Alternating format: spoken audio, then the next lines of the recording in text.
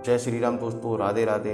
रामायण को आपने कई बार पढ़ा होगा और कई बार सुना होगा, परंतु रामायण के कुछ रहस्य ऐसे हैं जिन्हें समझ पाना आसान नहीं है। जैसे राम ने बाली को छुपकर क्यों मारा, रावण माता सीता को लंका में ले जाने के बाद छू नहीं सका, रावण की मृत्यु के बाद मंदोदरी का क्या हुआ, रावण के भाई विभीषण का क्या हुआ, रावण की उस सोने की लंका का क्या हुआ जिसे उसने भगवान शिव से छल से प्राप्त किया था। दोस्तों, जानेंगे आज कुछ नया, इसलिए इस वीडियो के अंत तक जरूर बने रहें। और अभी तक यदि आपने चैनल सब्सक्राइब नहीं किया है तो चैनल सब्सक्राइब कर लें और बेल आइकन को दबा दें। तो चलिए शुरू करते हैं। मित्रों, रामायण के रहस्यों के बारे में बात करें तो ऐसा माना जाता है कि रामायण और भगवान राम से जुड़े कई चिन्ह और सबूत हैं जो आज भी श्रीलंका में मौजूद हैं। यहाँ तक वैज्ञानिक एवं कई पुरातत्वविदों ने यहाँ तक दावा किया है कि श्रीलंका में आज भी रावण की लंका के अवशेष मौजूद हैं। इसके साथ ही यहाँ ऐसी कई गुफाएं भी हैं जो रहस्य से भरी हुई हैं और इन्हीं गुफाओं में से किसी एक में रावण का शव होने के दावे भी किए जाते हैं। मित्रों, रामायण के अनुसार राम रावण युद्ध में प्रभु श्री राम ने लंका नरेश रावण को हराया था और इसी युद्ध में रावण की मौत हो गई थी। रावण की मौत के बाद प्रभु श्री राम माता सीता को लेकर अयोध्या लौट आए थे और यह भी कहा जाता है कि प्रभु श्री राम ने अयोध्या लौटने से पहले लंका का राजकाज विभीषण को सौंप दिया था और साथ में ही उन्होंने मंदोदरी से विभीषण से विवाह करने का प्रस्ताव रखा। लेकिन उस समय मंदोदरी ने इसका कोई उत्तर न देकर खुद को लंका के एक महल में कैद कर लिया और बहुत दिनों तक उसी में कैद रहने के बाद जब मंदोदरी उस कमरे से बाहर निकली तो उसने स्वयं ही विभीषण से विवाह कर लिया और लंका की महारानी बन गई।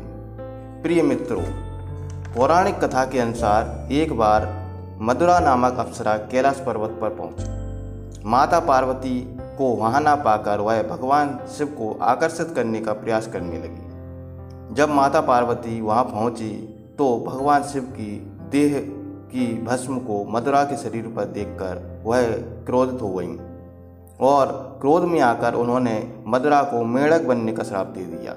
मदुरा को अपनी गलती का एहसास हुआ और उसने माता पार्वती से क्षमा याचना की। तब माता पार्वती ने कहा कि वह 12 वर्ष तक इस कुएं में मेंढक बनकर रहेगी तथा भगवान शिव की कठोर तपस्या करेगी, तभी वह अपने असली रूप में आएगी। मदुरा ने 12 वर्ष तक एक कुएं में रहकर मेंढक रूप में कठोर तप किया।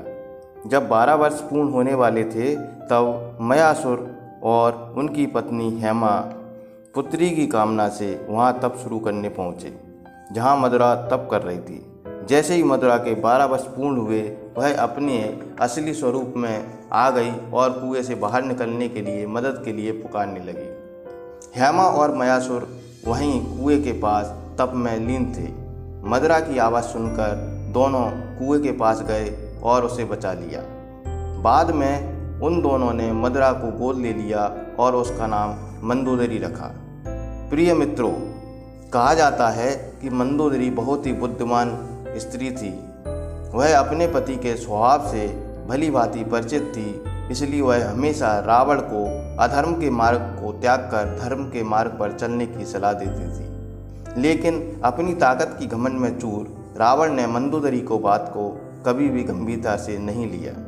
प्रिय मित्रों, मंदोदरी को जब रावण द्वारा माता सीता के हरण का पता चला तो उसने इस बात का विरोध किया था।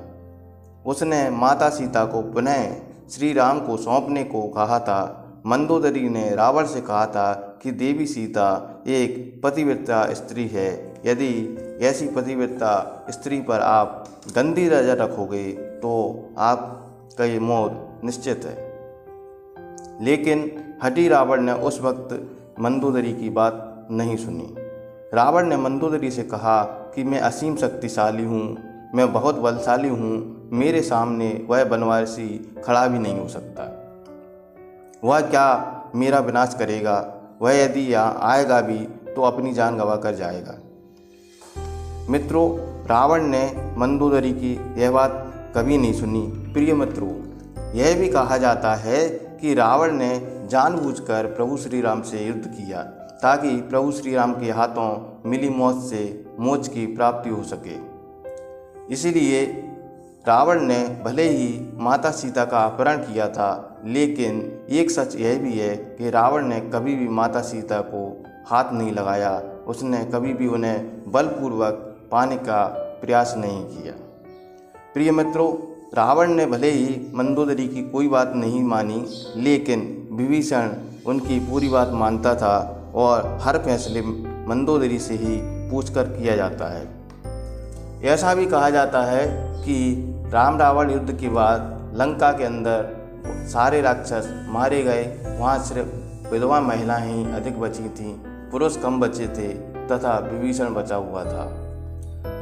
श्री राम जी ने मंदोदरी को समझाया कि असुरों के उद्धार के लिए और लंका के विकास के लिए वह विभीषण से पुनः शादी कर ले। वह आज भी लंका की पटरानी है, पहले भी वह पटरानी थी। दोस्तों, उम्मीद करते हैं वीडियो आपको पसंद आया होगा, तो वीडियो को लाइक कर लें, शेयर कर लें तथा कमेंट बॉक्स में जय श्री राम अवश्य लिख दें। धन्यवाद।